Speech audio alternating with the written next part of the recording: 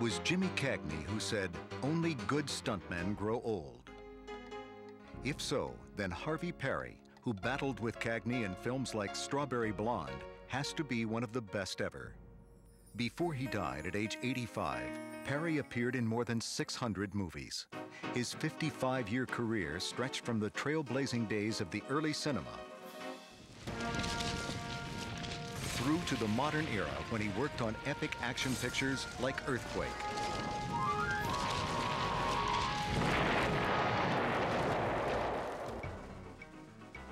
In 1923, when these scenes from the Monty Banks comedy Play Safe were shot, movie making was a relatively primitive art. All the action in the wide shots had to be performed for real by Harvey Perry, including facing down an oncoming train.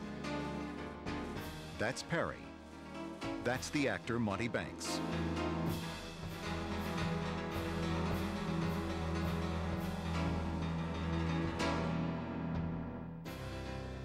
The word stuntman had yet to be coined when this former diver, boxer, and circus performer fell into the job almost by accident. Perry gave this description of those early times. The extras would sit outside the old Paramount studio and they'd shoot craps and play cards.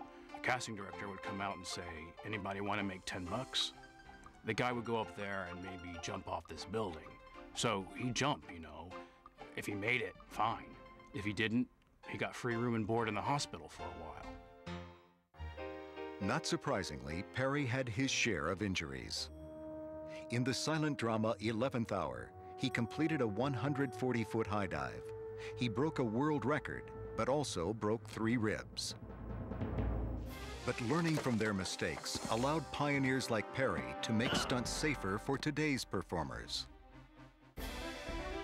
Any man who takes a chance stunting today is a fool. Today, movie stunts are a business of careful preparation. You plan ahead and you know exactly what you're going to do and how you're going to do it before you do it.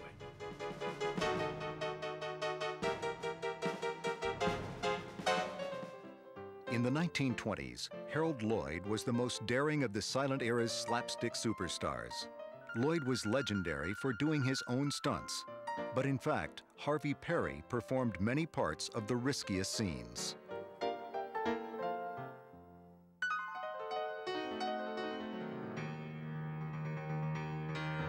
In the 1921 comedy Never Weaken, it's Perry who dangled above the city streets. Lloyd stepped in for the closer and relatively safer shots. Like most stunt professionals throughout cinema history, Perry was content to remain anonymous. I doubled Harold. And every precaution that I wanted in climbing buildings and so forth, any protection I wanted, I could have. The only thing I couldn't have was publicity, which was all right with me. I didn't care. What did it mean to me? Nothing. I never mentioned I doubled Harold Lloyd until Harold passed on.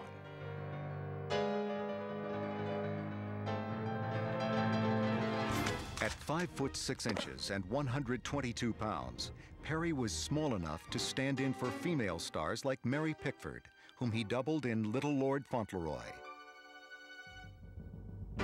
At the time, there were few, if any, stunt women. But by the 1930s, female stunt performers were appearing more often. One of the most successful was Mary Wiggins, also a former diver and aviator who often worked with Perry.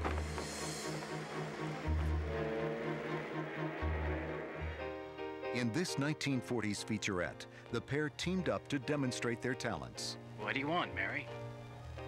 Watch this. You watch this.